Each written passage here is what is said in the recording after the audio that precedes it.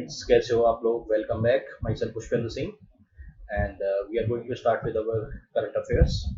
So today you have 24th of June 2021, and as you know that these lectures are useful for those who are preparing for the civil services examination which is conducted by the UPSC as well as other government competitive examinations. So you can subscribe our channel on the YouTube for these lectures, and you can supplement your preparation with the help of these lectures. Alright, so let's begin with the lecture. Okay, so first news is all about the Nishtha. The Nishtha is basically a program, right, which was implemented by the Ministry of Human Resources and Development. So the Nishtha, which is also known as the National Initiative for the School Heads and the Teachers Holistic Advancement. It's basically a school, the teachers, principals are basically a training program, right, so that they could cope up with the changes need of the society, right? For example, this type of program was implemented, right, with the help of various schools, right, by the Ministry of the Human Resources and Development in the year of 2019, right, to build the capacities of 42 lakh government teachers, or to build a capacity of around 4.2 million government school teachers across the country in the elementary school level. Elementary school level means the school level that is from 1 to 8, right? To train and to build the capacities of the government school teachers, this program was basically implemented. Okay, so the Nishtha is nothing but a capacity building program. It's a capacity building program for the improvement of the quality of the school education throughout the country, right? Through some sort of a integrated training or integrated teachings training. So in that process, we are basically going to train the teachers as well as the school principals also, right? The teachers and the school principals also, right, at the elementary stage. Elementary stage means that the stage of school education from 1 to 8. So the functionaries at various level, for example, at the state level, at the district level, further you go at the block level, then cluster level, will be trained, right, in an integrated manner. And that training will be imparted, like for example, on the learning outcomes, the school-based assessment, or some sort of a other, the criteria. So this will be organized, right, with the help of the schools. So here you will have the national resource groups, the state resource groups at the national as well as the state level, who will train this 42 lakh school teachers. So definitely this type of robust system of the training of the school teachers, that to the tune of around 42 lakh, right, would definitely infuse this capacity building among the teachers. And keeping the view of the COVID-19 situation in our country, right, it's now paramount to have this the teachers training in order to make their morals up, right, to impart the quality education to the basically students, right? So here, by following this Nishtha program, the Ministry of Tribal Affairs basically have recently been announced that it has achieved the academic excellence in the Eklavya model residential schools, right? And the Ministry of Tribal Affairs recently announced that around 120 Eklavya model residential school teachers and the principals from the three states have completed the 40 days Nishtha program, right? It's a national flagship program of the NCRT. Definitely it was implemented by the Union Minister of Human Resource Development in the year of 2019. Okay. Now let us understand about the first about before we move about further. Let us understand about this Eklavya model residential schools. This Eklavya model residential schools is again implemented by the government of India. It was an initiative of the government of India in 1997-1998. Okay, to impart the quality education to the scheduled tribe students, specifically in the remote areas, right? Because in the remote areas they don't have the facilities to get the quality education, right? In order to enable them to avail the qualities or the opportunities in the high and the professional educational courses, right? And that will enable them to get a quality employment in the various sectors, right? So these schools basically focuses on the academic excellence, the academic education, but also the all-round development of the scheduled tribe students. So every school have roughly capacity of around 480 students, right? That is basically catering the needs of around class 6 to class 12th. Okay, so these schools are basically run by the government of India, with definitely with association with with the state government. So here what is happening is that these schools are basically getting the expenses, right, under the grants which have been provided by the central government. So article 275 clause 1 of the constitution provides the recurring expenses to the state government for running these schools, right, under the grants of article 275 clause 1 of the constitution of our country. Okay, now the Nishta program, as I told you, that is the world largest teachers training program, right, to impart the quality education to the school, right, to the school teachers, to the principals, right, to the ultimate aim to is to build the capacities and to have their morals up, right, so that they can encourage and they can foster the critical thinking among the students, right. So here it's more important is that the teachers will be developing their capacities in various aspects. For example, the aspects related to the learning outcomes, the school safety and the security, the information and communication technology, the teaching learning, including artificial intelligence, environmental concern, as well as the school-based assessment, right? So that the students can also benefit out of it, right? And regarding the coverage of this Nishta program, right, it will build the capacities of around 42 lakh school, the teachers, the school principals at the elementary school level, that is 1 to 8 standard, right, in all government schools, right. So here you will have the faculty members of the state, council of education and research training, right, as well as the TIEs and the block resource coordinator, the cluster resource coordinator at all the school, at all the states in the union territory level will be participated. So here the functionaries at the state level, district level, block level, cluster level will be trained, right, in an integrated manner on the learning outcomes, right, in that manner. And the most important aspect is that the training will be conducted directly by the key resource persons as well as the state resource persons. They are identified by the states and the union territory, and these, the key resource persons and state resource persons in turn will be trained by the national resource persons, which are identified by the NCRT, by the Kendriya Vidyalaya Sangathan, by the Navodaya Vidyalaya Samiti, by the CBSE, and by NGO. So definitely you will have, the proper arrangement. So definitely these national resource groups, the state resource groups at the national level, at the state level, right, would train these 42 lakh teachers subsequently, right. So here the robust, management is basically very much required for training of that much school teachers in that aspect. All right. Next, you have the Olympic Day.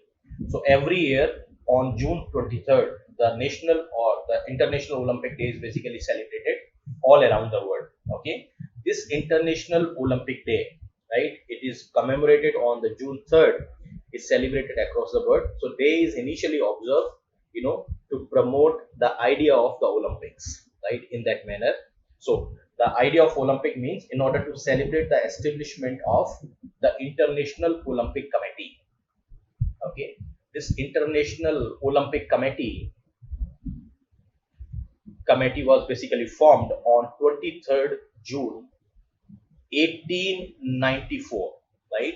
So here on the day of 23rd June, which is a commemorative date of establishment of this International Olympic Committee, right, to promote the idea of the Olympics, this day is basically celebrated.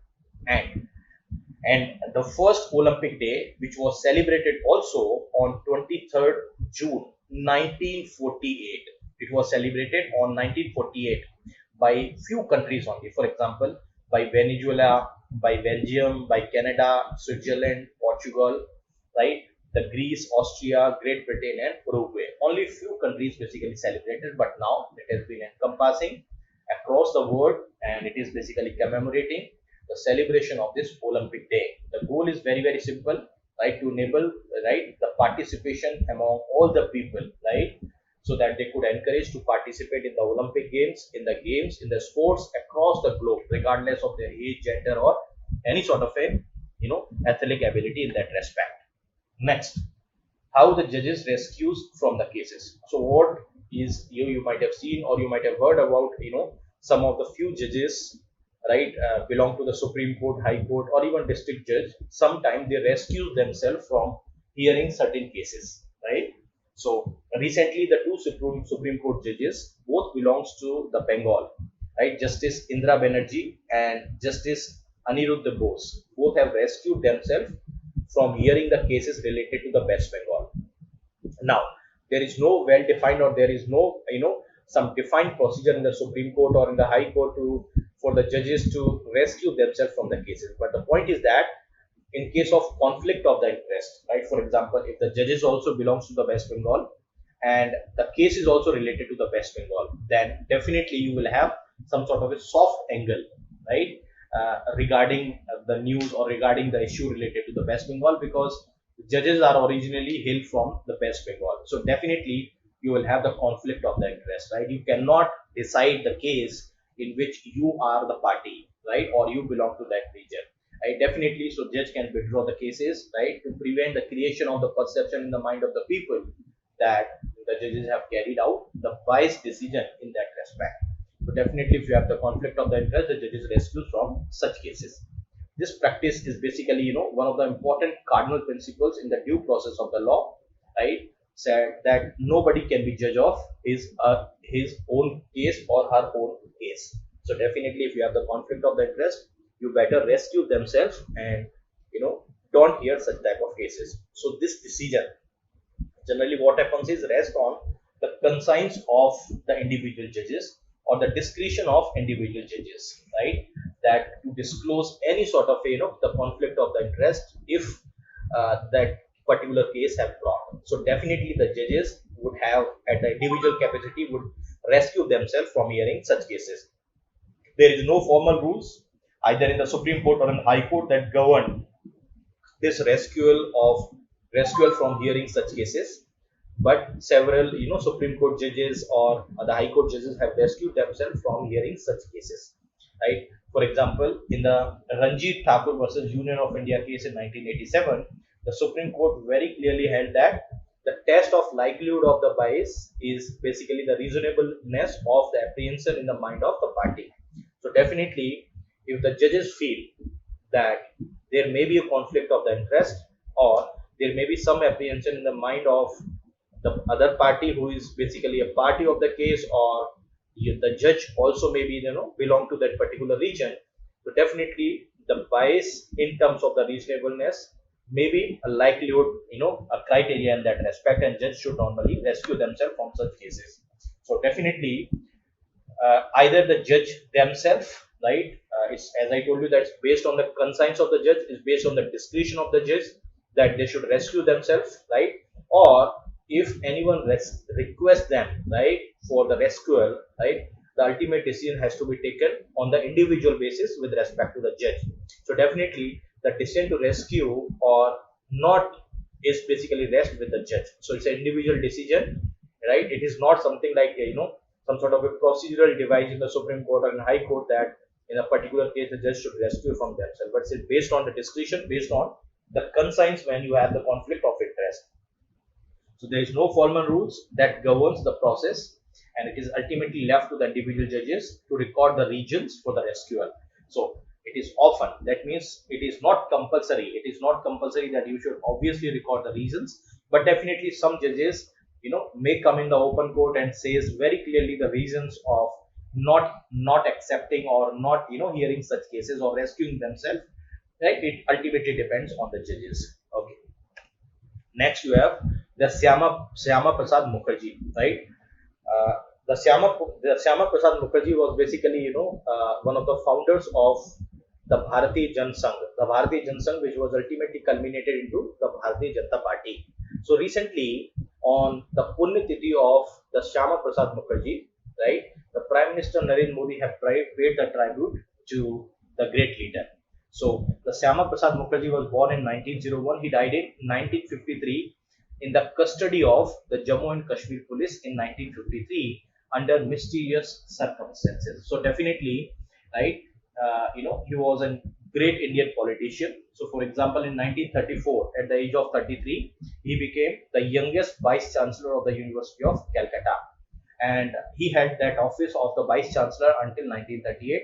And subsequently, in 1939, after quitting the office of the Vice Chancellor, he joined the Hindu Mahasabha, which is a political party, and become the acting president in the same year, that is in 1939. So definitely the Shyama Prasad Mukherjee was, was a great leader, right? He was, or he has held, various posts. Like for example, in the undivided Bengal, he was the minister, right? And he later joined, the Prime Minister Jawaharlal Nehru's cabinet also, right? And after quitting, the Pandit Jawaharlal Nehru, right? He became the prominent, opposition leader, and he was one of the greatest fierce critic of the Jawaharlal Nehru in that respect, right?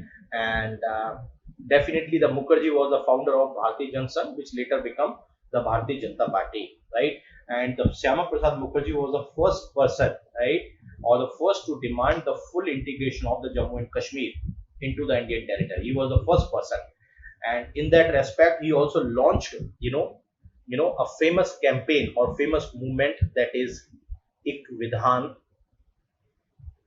Ik Pradhan, and Ik Nishan. Okay, this is the famous campaign or famous movement. The Ik Vidhan, Ik Pradhan, and Ik Nishan was launched, right, in early 1950s by the Shyama Prasad Mukherjee to have the full integration of the Jammu and Kashmir into the Indian territory. And for that purpose, he also led the nationwide campaign against the Nehru government for that respect, right?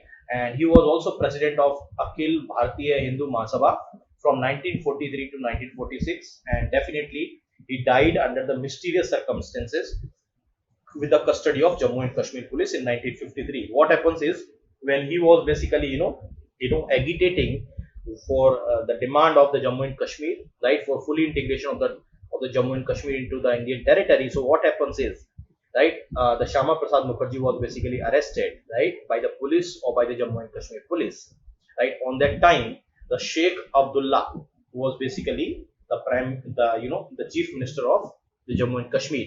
He was arrested on the 11th May 1953, and after a month later, the Shyama Prasad Mukherjee was basically died in the prison in Srinagar. So other important, the post which is held by the Shyama Prasad Mukherjee was, he was also elected member of the Constituent Assembly, which ultimately, framed the constitution for the independent India. And he served the minister for the industry and the supply in the Prime Minister of Jawaharlal Nehru's cabinet after India became independent. And subsequently, he quit the Congress because there was some differences with the Nehru-led government on the issue of the Jammu and Kashmir. Just now I have explained you. And ultimately, he founded the Bharatiya Janata Sangh, which is the predecessor of the Bharatiya Janata Party in 1951. So ultimately, it had culminated into the Bharatiya Janata Party. So he is basically the Shyama Prasad Mukherjee. Okay. Next, you have the National Institute of Open Schooling. Okay. So the National Institute of the Open Schooling is nothing but, it's a national board of education. You can say that. Okay. Now, what is there basically? You can also call it as a National Open School, right? Now, the Minister of the State for Education, Sri Sanjay Dhotre, have launched, right, a diploma course in yogic sciences on the occasion of the International Day of Yoga, right? So on that occasion of the International Day of Yoga, right, the significance of the yoga is very well pronounced by the Minister of State for the Education, Sri Sanjay Dhotre. In that respect, during COVID-19 pandemic, right, definitely, the yoga has created the employment opportunity. So by using this diploma course with the NIOS, the Sanjay Dhotre also says that, the yogic sciences, will help those students who ultimately pass out this diploma course, right, to become the job provider rather than to become a job seeker. So the cadets or the students who will be ultimately trained in the diploma program, they will ultimately becoming the job provider rather than the job seeker in that respect. So it is a national board, right, of the education, belongs to the government of India, which basically administered the examination for the secondary school, that is the 10th school, senior secondary school, that is the 12th school, which is on the lines or which is on similar with as far with Central Board of Secondary Education as well as CIEC, and it also offers some sort of a vocational courses like which have been imparted to the students after high school or after class 12. So definitely it comes under the parent ministry of Union Ministry of Human Resource Development, or HRD. The headquarters of this is basically the headquarters of the National Board of Education is at Noida in the Uttar Pradesh, and the NIOS is functions through a network of the 5 departments, as well as it will also have the regional centers and the accredited institutions in the India as well as in the abroad. Combinedly or cumulatively, around 2.71 million students are basically enrolled with NIOS, right, at the secondary school level, at the senior secondary school level, as well as at the vocational level, right, and it is one of the largest open schooling system in the world. Okay, next you have the Central Warehousing Corporation. Okay, now the Union Cabinet have recently decided, right, to merge the Central Railway House Company Limited, which is providing the warehouse related services to the railways, okay, with the Central Warehousing Corporation, which is basically a mini Ratna company, right. So here the merger of this Central Railside Warehouse Company Limited with the Central Warehousing Corporation would definitely would get the economies of the scale for the Central Railside Central Railside Warehouse Company Limited, because there are certain issues related to the functioning of this railway warehousing company, right. With the merger of this company with the Central Warehousing Corporation, it will provide the much needed efficiency to those warehousing corporation. So regarding the warehousing, what is the warehousing? All you know about the warehousing is the process of storing goods, right. It's a process of the storing goods, right, which are to be distributed later. So a warehouse is defined as any place, right, which is used for the accumulation of the goods. So what happens is the warehousing enables you to store, to ship, to distribute your goods from one single location to the another location. So definitely this makes it easy for you to track and to manage your inventory means the goods basically you can take it more efficiently. Okay, it can additionally reduce your transportation cost, or include increasing your flexibility, or reducing your staffing need in that purpose. So let us understand about the Central Warehousing Corporation. It's a mini Ratna company under category 1, right, and it's a statutory body which is established under the Warehousing Corporation Act 1962. What is a statutory body? Statutory body is any body, right, which is being set up after that enactment of the act which is being passed by the parliament. So this act, the Warehousing Corporation Act, which was passed by the parliament, and subsequently under this act, this statutory body was basically established. It's a public warehouse operator which is established by the government of India in 1957 for the purpose of the warehousing of agricultural produce as well as other commodities which are notified by the central government in that matter. And the Central Warehousing Corporations have a headquartered in New Delhi. Okay. Next, you have the Saint Vincent and the Grenadines, right? The Saint Vincent and the Grenadines, right? Which is basically, it's an island country, right? It's an island nation, and it is basically located in the Caribbean. So what happens is recently the Union Cabinet, have approved an agreement between India and the Saint Vincent and the Grenadines for the exchange of information and to provide assistance in terms of the tax matters or the collection of the tax. So recently what happens is the Union Cabinet have approved this agreement between the two nations for exchanging of this tax information and assistance in the tax collection. So this agreement between the India and the Saint Vincent and the Grenadines, right, which is nothing but an island nation in the Caribbean, will help definitely in facilitating the exchange of information between the two countries, right, and which also include the sharing of information which is held by the banks and other financial institutions. Okay, that information may be related to the legal or the beneficiary ownership.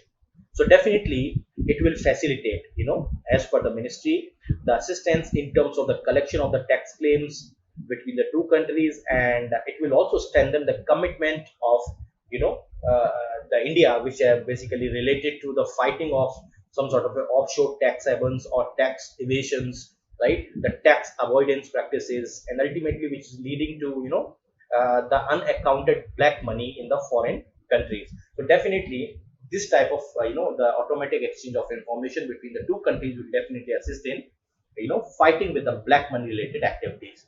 So this agreement between the Republic of India and the Saint Vincent and the Grenadines will definitely help in that respect. And it will also have the agreement which contains the tax examination which will be done in the abroad, right, which will provide the country with the help of their representatives, right, may enter into the territory, right, may ask the questions, may examine the records, may interview the individuals in that respect. Okay. And regarding the information of the Saint Vincent and the Grenadines, so Saint Vincent and the Grenadines is nothing but an island country in the Caribbean. What is the Caribbean? See, Caribbean is nothing but it's a region. It's a region, okay, in basically region of Americas that encompasses the Caribbean Sea, okay, surrounding the coast and its islands. So you can see that, you can see the world map, you could easily identify the Caribbean Sea. The Caribbean Sea and surrounding coast and its islands basically consisting of this region which is known as Caribbean. So this region basically lies, you can see also the Gulf or the southeast of the Gulf of Mexico, as well as the Northern American mainland. So it is also lies to the east of Central America and to the north of the South America, right, which is just a region which encompassing this Caribbean Sea and all around the region, including the coast and your basically the island. It is located to the southeast or south windward islands of the Lesser Antilles, which is a group of islands which lies to the in the West Indies in the southern end of the eastern border, which you can easily locate in the world map. And the Kingstown is basically a capital of the Saint Vincent and Grenadines. So you can see here the Caribbean Sea lies over there, and say island which is located in the Caribbean Sea in and around, right, in the basically Americas. Okay. Next, you have other service providers. So here the Department of Telecommunication, right, have liberalized the guidelines for other service providers. These other service providers are basically are business process outsourcing organizations, or simply the BPO organizations which provides the services like the voice-based services in India and abroad. So these major guidelines which were issued by the Department of Communications have liberalized the other service providers and their the issues related to other service providers, and which have already been announced and implemented in the November 2020. For example, the Department of Telecommunication has for the purpose of other service providers, you don't need any sort of a bank guarantee, or there is no requirement of the static IP for conducting your this voice based services, or in India or in the abroad, or there is no requirement of reporting to the Department of Telecommunication for that purpose. Okay. And there is no penalty for that if you don't adhere to there is no rigid penalty for that, and you can also work from anywhere in that reality with that respect. Okay, the main features which have implemented or which has liberalized by the Department of Telecommunication to the basically other service providers, which is nothing but the business process outsourcing companies, right, which is based providing services which is voice based in India and abroad. So definitely the first most important is that the Department of Telecommunication have basically removed the distinction between the domestic the domestic other service providers as well as the international other service providers. So that means you have reduced or you have removed the distinction between the two. So definitely a BPO center with a common telecom resources will now able to serve the customers which are located anywhere in the world, including the India. Next is basically the Electronic Private Automatic Branch Exchange, that is also known as EPAB-X, right, which is basically belongs to any particular the other service providers, can be located in any part of the world, right, and such other service provider can basically utilizing such EPAB-X services for the purpose of its third party data centers in that respect. Definitely, if you once remove the distinction between the domestic other service providers and international other service providers, you will have to have the enhancement in the interconnectivity between all types of other service providers in the world. So definitely you will have the more integration, more connectivity between them. And remote agents belongs to the other service provider they can directly connect with the centralized EPAB-X, right? They can connect directly to the basically customers, right, with the help of either broadband or wireless connections in that respect. Okay. Other important aspect which was also implemented or liberalized by the Department of Telecommunication is that there will be no restriction of data for interconnectivity between the other service provider centers of the same company, right?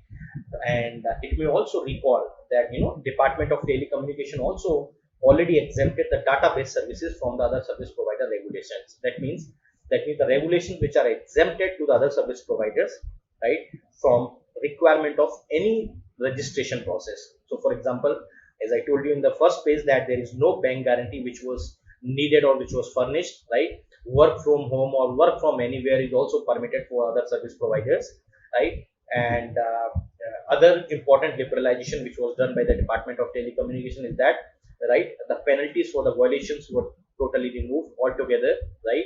So that means this reformed the trust of the government in the business, right? And the further liberalization of these guidelines, definitely would provide a big fillip for the growth of these other service providers, or this business outsourcing companies, definitely in the country, and that will create the immense opportunity in income and the growth as well as the employment in our country for that respect. Okay. Next, you have the tax inspectors without the borders. So it's a program. Okay, it's a joint initiative of the United Nations Development Program, or UNDP, with the Organization for the Economic Cooperation and the Development, right, with association of the government of Bhutan and government of India. So definitely it's a program, it's an initiative of UNDP and basically OECD, right, to provide some sort of a tax related expertise to the government of Bhutan with the help of the government of India. So here the most important aspect is that the Bhutan's tax inspectors without borders program, right, will be launched in the partnership of India, and India has been chosen as a partner organization, as a partner jurisdiction that will provide the expertise in the tax related matter. For example, what type of the tax related expertise will be provided? For example, the India may assist or India may aid the Bhutan in strengthening its tax administration, definitely by informing the tax officers from the Bhutan to know how and to skilling them in tax related matters, right? The skilling of the tax auditors, right, by sharing some sort of a best audit practices to the tax auditors of the Bhutan. So definitely India has chosen a partner jurisdiction for that purpose, and that will provide the tax related expertise to that program. Now let us understand first what is this the United Nations Development Program. So United Nations Development Program is basically a global development network of the United Nations. Okay. So what is the purpose of this United Nations Development Program? It promotes the technical and investment cooperation among the nations. For example, here the India and the Bhutan, which advocates for changes and connect the countries to the knowledge, experience, and the resources, so that the people build a better life for themselves. So ultimate aim is nothing but to promote the technical and the investment cooperation among the countries. And the second is basically the Organization for the Economic Cooperation and the Development. This organization is nothing but it is an intergovernmental economic organization, right, which currently have 38 nations or 38 countries, right. It is founded in 1961, right. Its main purpose is to stimulate the economic progress and the world trade, and currently it is being headquartered in Paris, which is in France. So definitely it's a 24 months program, right, which will benefit the government of Bhutan or the officers of the Bhutan, which will be ultimately trained in the tax related matters. So India will assist or India will aid the Bhutan in basically strengthening the tax administration, right, by skilling its tax auditors, and definitely by imparting the best audit practices to the tax related matters. So definitely it's a focus program will be in area of international taxation and the transfer pricing, which will be mostly emphasized in this the 24 months program. Okay. Next you have the green hydrogen. So here the India has hosted the 2-day summit or 2-day basically summit on the green hydrogen, which is basically involving the BRICS nations. The BRICS nation means you have the Brazil, Russia, India, China, and South Africa, right? These are basically combinedly known as the BRICS. So the India has organized a 2-day summit on the green hydrogen, okay, which is a fuel, or which can use as a fuel, right, which basically involve the BRICS nations, right. And this summit basically started on the June 22nd, right. It's a 2-day summit, and it was organized by the state-run NTPC. So India has, organized this summit, right, which is basically, showing the interest in terms of the decarbonizing the entire energy system. So it's very important that hydrogen, which is a fuel which can play a vital role and build a rapid scale, the renewable resource across the world. Okay, and the hydrogen when produced by the electrolysis. So how could you produce the hydrogen? Just by electrolyzing the water, okay, using some sort of a renewable energy. This green hydrogen is then produced, which will have absolutely no carbon. So India has pitched a common international standard for the green hydrogen, right, through this the green hydrogen summit, to ensure the safe transportation and the storage of this new age emission fuel, which is basically, without carbon footprint. So definitely the India has taken the lead role in terms of providing the world about the standards of this, the green hydrogen as a fuel. Okay, so green hydrogen gas is basically produced by splitting a water into the hydrogen and oxygen. So you will split this water into hydrogen and oxygen through the electrolyzer, or by the process called, your electrolysis. So definitely that may further use the electricity which may be generated by the renewable energy. So definitely the India's landmass and India's energy resources, the India will have the leader in terms of this green hydrogen energy. So definitely for that purpose, the Ministry of New and Renewable Energy have already planned the National Hydrogen Energy Mission, right, for the purpose of leveraging the India's expertise, the India's energy resources, the India's landmass for production of this green hydrogen for that purpose. Now let us understand how the green hydrogen is produced. So definitely it's a clean energy generation. So you can generate this clean energy either by the wind energy form or either by the hydroelectric power, right, generation plants. So this is basically used to generate this clean renewable energy. In the first step, then you will add the water. That means this energy is then fed into the electrolyzer, which will split the water into the oxygen and hydrogen gas. Okay, this green hydrogen is the ultimately product produced in the electrolyzer, which splits the water molecules into the hydrogen and oxygen, and ultimately that will be stored, right. It will be compressed and it will be stored, and once it is stored, you can send this gas to anywhere in the world. So that is how this green hydrogen is basically produced.